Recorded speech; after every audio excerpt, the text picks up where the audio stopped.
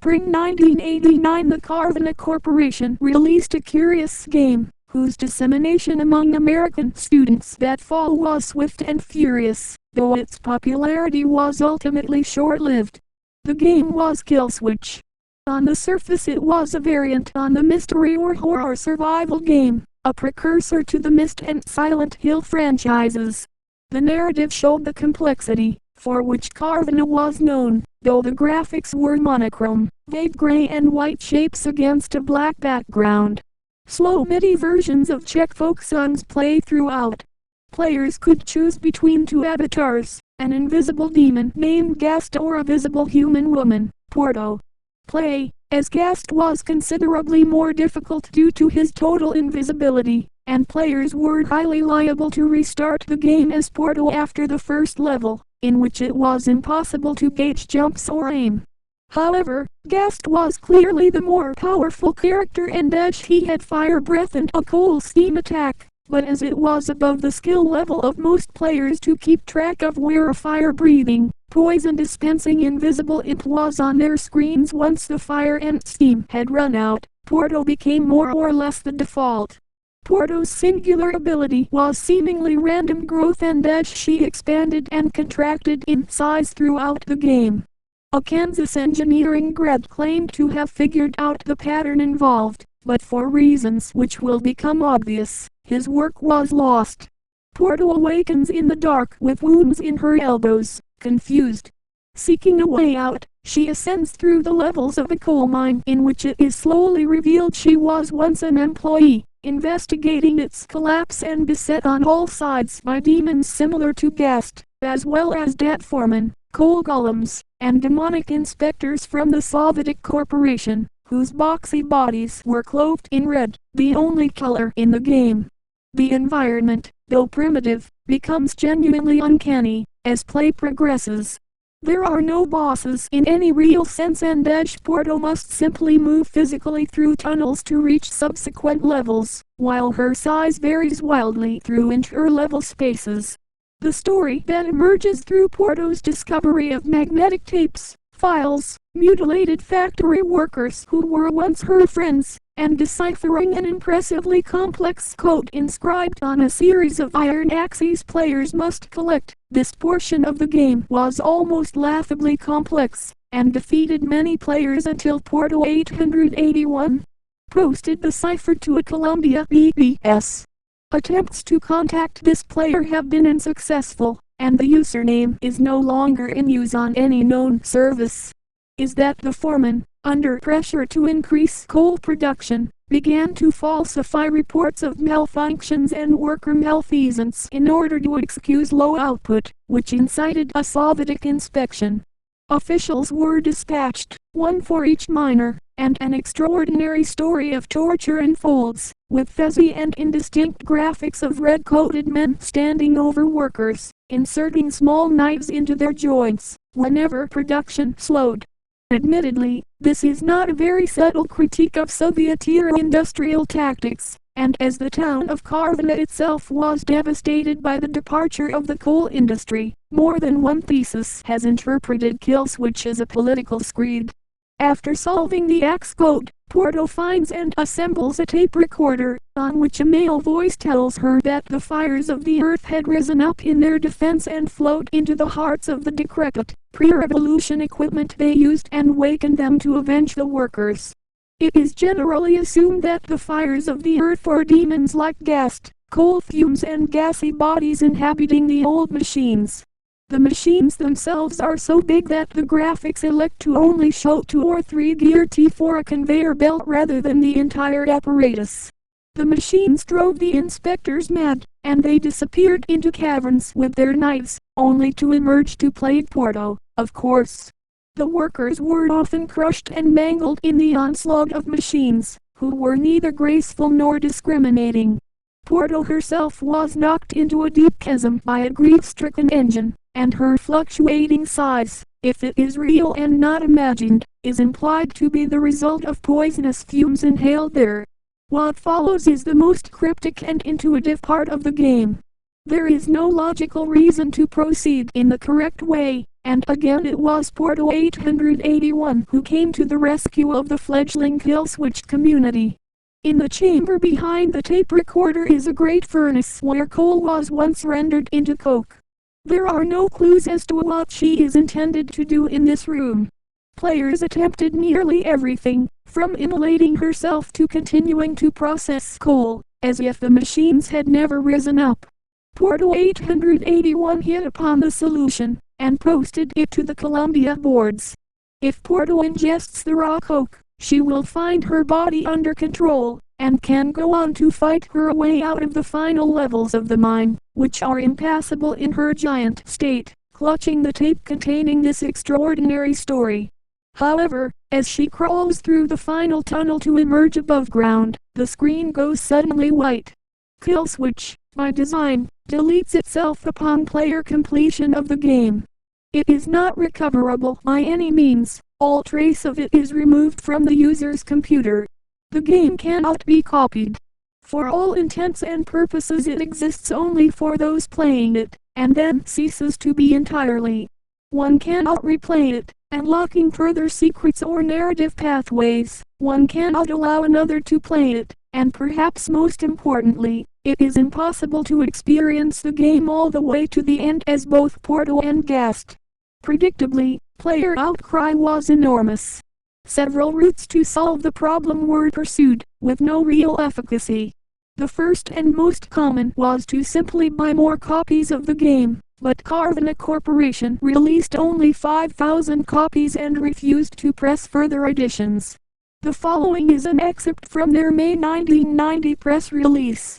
Killswitch was designed to be a unique playing experience. Like reality, it is unrepeatable, unretrievable, and illogical. One might even say ineffable. Death is final, death is complete. The fates of Porto and her beloved Gast are as unknowable as our own. It is the desire of the Carvana Corporation that this be so, and we ask our customers to respect that desire. Rest assured Carvana will continue to provide the highest quality of games to the West, and that Killswitch is merely one among our many wonders. This did not have the intended effect. The word beloved piqued the interest of committed, even obsessive players, as Gast is not present in any portion of Porto's narrative.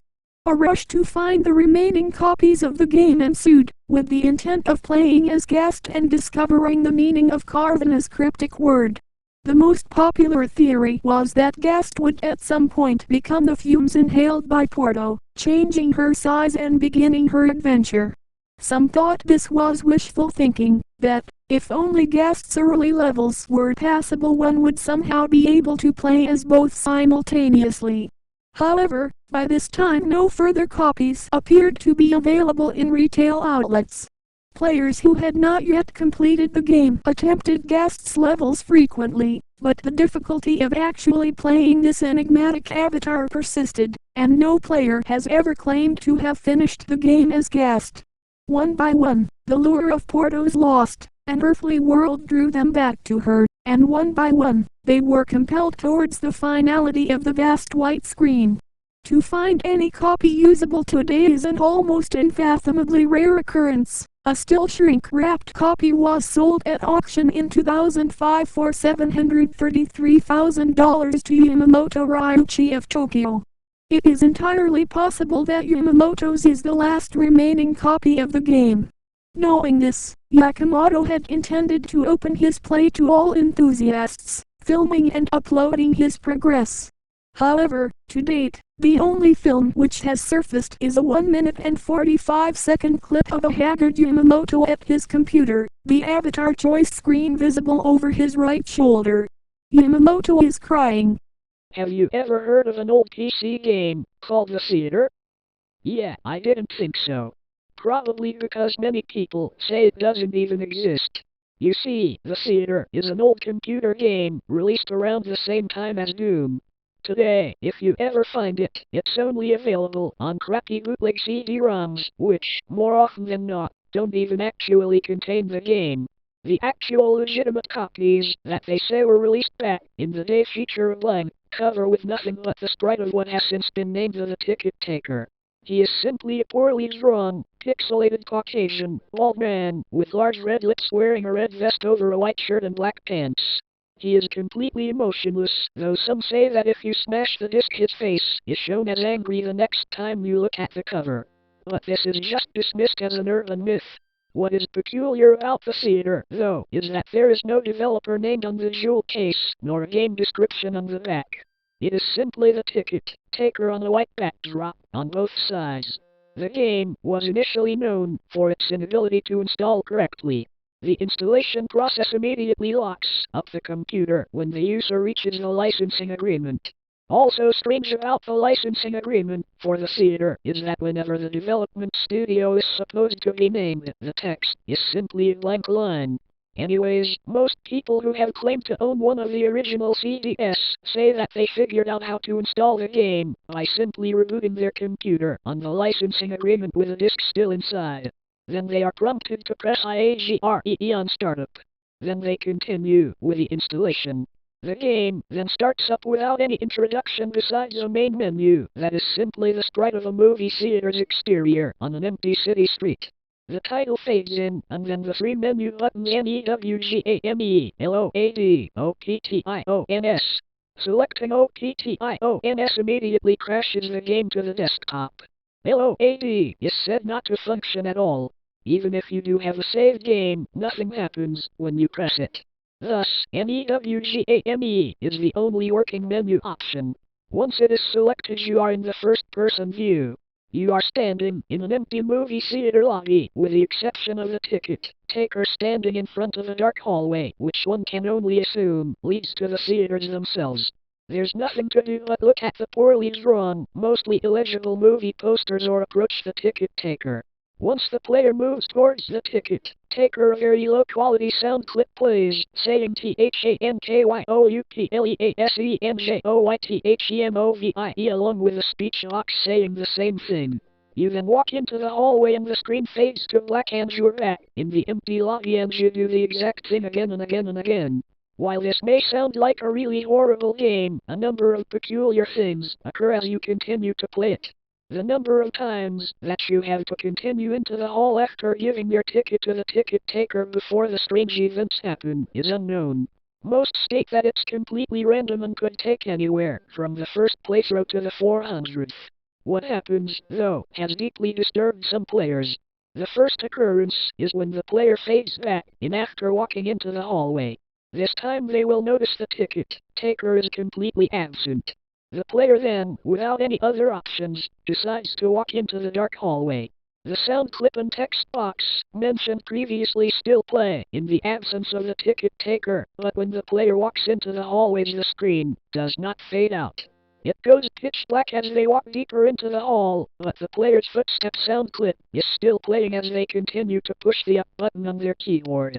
Those claiming to have played the original game report to have felt extremely uncomfortable walking down the hallway, anticipating the whole way something horrible happening.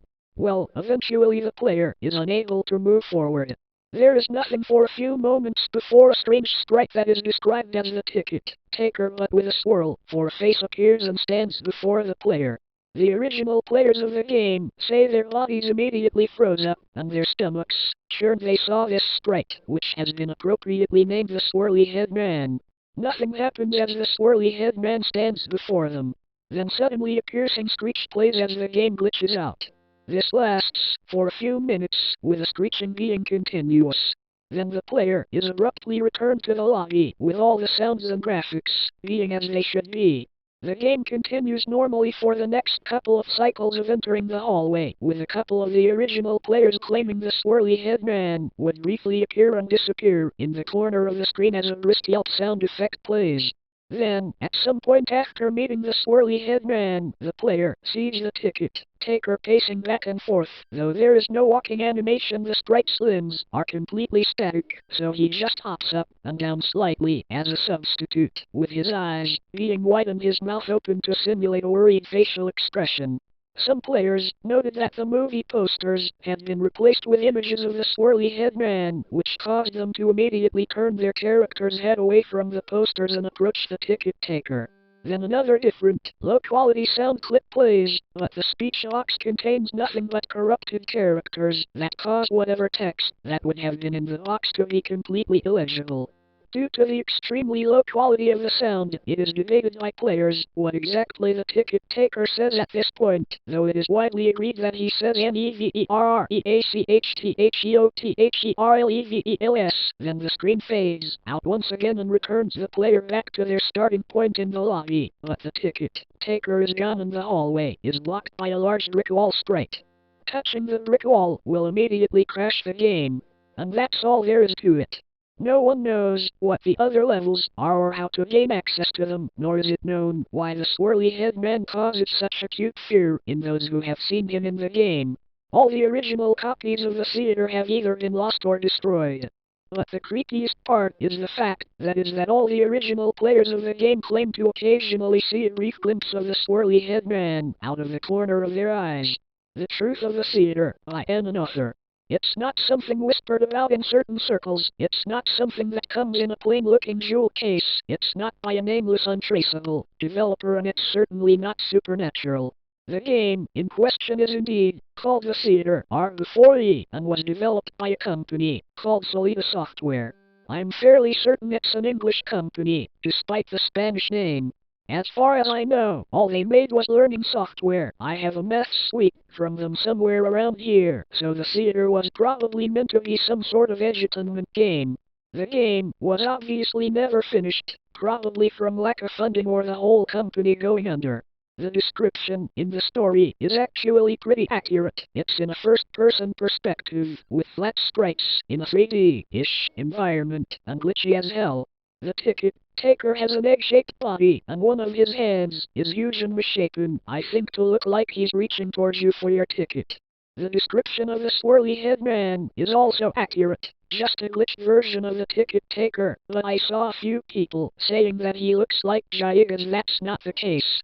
The features of his face are just swirled and are red because his lips are gigantic. I have absolutely no idea why this happens, because while there are a few character sprites in the game's resources, that isn't one of them. Oh, and just to clarify, the sprite is a bit creepy. That's all. It's not terrifying, it's never filled me with a sense of dread, it's just a bit creepy. The game plays pretty much exactly as stated in the story, so accurately, in fact, that I think the author just downloaded it somewhere and decided to make a scary story of his experiences. I'll admit that some things in it can be unsettling, but not OMG crap your pants scary. Like I said, the game is unfinished and very glitchy. I think the idea is to select a movie from the posters on the wall, enter the theater, and play a minigame. The minigams are glitchy and missing resources to the point of being almost unplayable, but there doesn't seem to be a time limit on any of them, so you just have to plow through until you've done something right enough times to be dumped into the lobby. What's described in the story is what happens if you don't select a movie. You'll be allowed to enter the theater, but since the parameter of which game to load hasn't been set, you'll just be dumped back into the lobby. Here's where it gets a bit weird. If you continue to enter the theater without choosing a movie, sometimes creepy things will happen. I'm not sure why, but if I were to make an educated guess, it would be that glitching past the minigames like this causes variables to reach values that they weren't meant to, resulting in things appearing where they shouldn't. Or, no, the game is just glitched to hell and back. It's been years, but here are some of the effects I can remember. Advertisements. The swirly head man. Movie posters appearing out of their frame, textures changing color. Legitimately disturbing audio issue. Other characters. Other areas. The last two are obviously the most interesting ones. Sometimes you'll spawn in a small room with a black floor and green walls, which will crash the game if touched. Sometimes you'll appear in a room similar to the lobby, with a concession stand kind of. There's a woman behind the counter with an incredibly poorly drawn popcorn machine and soda fountain, but it's all just an image on the wall. It's basically just a big yellow concession stand mural. I don't remember if you can interact with it or not. The only character that appears worth talking about is a guy in a brown jacket who appears on the sidewalk outside the lobby. Looking back, I don't think the story mentioned this, but to the left of where you start out the wall is a row of glass doors looking out onto the street outside the theater. If you glitch past the minigrams enough, a man in weird-looking jacket, I think it's supposed to be tweed. It's a mess, with a huge smile on his face, will be just on the other side of the doors, staring at you. I mean a HUGE smile, like Freaky, Fred or Spark Brushel, Google image search, if you want. Actually, since he has the same body shape as the ticket taker, he looks a bit like the mayor from The Nightmare Before Christmas. His smile isn't creepy though, it's just broad. What I S creepy are his eyes. While the ticket taker, ashtray, and other sprites will always face you, the smiling guy is anchored in place like one of the walls. His eyes, however, are always staring right at you. Just thinking about that gives me chills. Okay, while there's nothing overtly scary or supernatural about the game itself, that's one thing that I will admit legitimately scares me. Like a porcelain doll ahem. That's pretty much all there is to the theater. If you can find it somewhere, I'd recommend downloading it just to see what it's like. Oh. One thing I'd forgotten as stated in the story, getting the thing to run is, to say the least, difficult. I think someone got a hold of all of the code and resources and just compiled it and added their own installer or something. Again, there's nothing paranormal about the installation, it just doesn't work well. I really miss my TF2. I wish I had the guts to even open it again, but I just can't.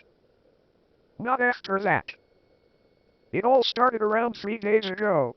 I was there having fun with a Halloween event when suddenly my IRL friend calls me on Steam. He's Brazilian as well, so this is just a rough translation of our conversation. Hey Leo, are you there? Yep, why? I need you to look into something. What exactly? You see, there is something wrong with my TF2. In the webs? What? Never mind. Anyway, it's all fucked up. Texture glitches? I don't know what to call it anymore, you have to see it for yourself. Screens? No. I tried uploading some, it just didn't work. Weird. Just do it on your PC. Oh, as long as it doesn't require any DLS. No. Just go to your loadout screen, equip the mackerel, then the bat, then the mackerel again, then the Sandman. Must be some awkward graphical glitch. Wait, I don't have a mackerel. I would give you mine. If I could. I'll see what I can do. Thanks for telling me. Thanks for listening. I'm sorry for telling you. As I was about to ask him what he meant, he disconnected. That was one hell of a weird conversation, though it wouldn't have been had I gone back in time to warn myself. At the end of the conversation, I was thinking my friend was a major M00B that found some fancy graphical glitch and wanted to show me. What was, however, bugging me was the tone of the conversation. You may read it as your average dialogue, but my friend was the kind that would almost always type in some smiles. This time there were none, something seemed off. I decided to try it anyway, so I disconnected, crafted a mackerel, and went to try the glitch. I carefully did the steps, mackerel at mackerel Sandman. As I equipped the Sandman, my screen suddenly froze. It was rather unusual, since I was playing on my brand new high-end PC, but I knew TF2 had the tendency to lag, so I just ignored it. That's when an ear-bursting beep came out of my earbuds. It was around 2 o'clock a.m. and I pretty much flew out of my chair. That's when TF2 returned to normal. Or at least I thought so. The first thing I noticed was that all of the loadout slots were gone. It was just a dark gray background with 2 gray buttons below it. All text was gone. Then I noticed the scout was looking at me. Its eyes had no pupils and there was no gun on his hands. I remember having these sorts of glitches when I used the X8.1, so it was no big surprise. I clicked the button I guessed that was back. The class loadout select screen was glitched, just like the previous screen. All icons below the classes were gone, and all the class icons were upside down. They also wouldn't zoom in as you moused over them, as usual. I pressed the SC, since the close button wasn't there, and what came up was what finally alerted me this was not just another graphical glitch. The title screen was the oldest title screen I'd ever seen. It was just a black screen with words, Team Fortress 2, written in white at the top of the screen. It wasn't written in TF2's theme font, but rather Times New Roman, like it was rushed out something. Below it were three options, play, options, and quit. As it was kinda late and I had to sleep, I decided to just jump to play. As the server browser opened, my subconsciousness was already starting to realize what I was getting into. I suddenly felt a fear I never thought I would ever feel, irrational or not. I was shocked when it could only find one single server. Minutes ago it found over 2,000 servers, so how could it find only one now? I checked the filter and they were all turned off. Turning any of them on would make the server disappear from the list. What creeped me out the most were the details of this single server. The name of the server was just Team Fortress, so I instantly suspected it was a listen server. The game tag was empty, the player count was 1/14, the map was just manor. It was written like that, not CP_manor_event, just manor, and the ping was 10. That's what I call a ping, I whispered to myself. I kept staring at the player count for around 30 seconds. I was trying to figure out what was someone doing there, lonely, on a remote server, isolated from the player base. I reluctantly entered the server. The loading bar was just a long white stripe with no text. It connected. I wasn't greeted by the usual Blackboard welcoming screen. Instead, it just went straight to the class selection screen. I had just crafted the Horseman's Head Taker, and I really wanted to try it out, so I instinctively chose Demo. I spawned as a VLU demo, but in the middle of the map. I also had no weapon. I checked out the store. My name was the only one there. There was no one in RED, neither in spec. Wasn't there supposed to be someone here? I opened up the server browser again, and now the player count was 2/14. The name of the server suddenly switched to Get Out. I got freaked out by that one, but kept going. Before even moving from the odd place I spawned, I typed, "Who are you?" I got no answer. I just supposed he didn't speak English and casually walked out. That's when my demo suddenly burst into flames. At first, I thought he was just a lone burrow, but that's when, with a scream of agony I had never heard from any demo man before, he blew up. By this point I was already scared to death, so I quickly disconnected it. The server browser automatically opened a few moments after my scare quit. This time the name of the server was Come Back I Want You. I decided to step up and go in again, now prepared for anything. As it connected for the second time, it just skipped everything, and upon fully connecting, I spawned as a demo with no weapons again. The location, however, was different. I spawned over the gap around the third CP, instantly falling to death. As I waited to respawn, the camera went to a fairly odd-looking place I had never seen before. All I could see was a large white stripe, with a red and a blue stripe next to it, one on each side. The place I respawned was the bottom of the well for me. It was a dark, disturbing room, with a single locker on the right of the exit. I had already played quite a few matches on the map, but I didn't remember ever seeing such a room. When I walked out, all I could see was a bright white, like what you see when you walk out of bounds on some maps. After roaming around the vast, white desert for a while, something appeared on the chat box. You are good to go. It had no player name behind, but it couldn't be any mod or plugin. I was already losing my sanity. Nothing of it was all that creepy. But it was just so off that it was creeping the hell out of me. Right after that message came up, I saw a steel gate in the distance. I walked all the way up to it and quickly got in. I didn't even think twice. I just wanted to get over with this mindfuck. What I saw when I walked in scarred my mind so deeply that it's like I see it every time I dare think of the words Team Fortress 2. All of the classes from both teams hung up, their mangled faces looking at me and some of their limbs missing. Between the two teams was a large white stripe with smaller red and blue stripes on the sides matching their respective teams, forming a large hallway. So that's what I saw while respawning. That's where the camera was, still in first-person perspective, as the demo ran. Every time I looked at the hang demo, the screen would start to get grainy and an image would start slowly fading into my screen until I looked away. It changed each time I looked. but as far as I could tell, they were all mangled bodies. As the image fully formed for the fourth time, it covered up the entire screen and kept staring at me for around 5 seconds. After that it abruptly disappeared, and when I looked at the hallway again, all the bodies had disappeared. It then froze again, and I could see only one last message on the chat box before I lost connection. Why? After disconnecting, I checked the server browser for one last time. The server had just vanished. TF2, if I can call it that, then closed itself. I opened up Steam and saw there was a new update for TF2. It was simply called fixed. I knew what that meant, but still found it unsettling. I wasn't able to sleep at night, so I just spent the night playing another games, anything but FPSS. Next morning I asked my friend WTF was that. He said he hadn't logged on Steam for about a week. Since then I haven't played TF2.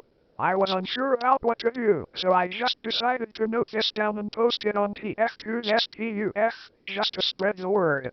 I can't sleep, I'm not eating or drinking well, and I can't step out of my apartment. Whatever that was, it's haunting me. I see it in the corners of my eyes, inside my PC, at the street outside my building.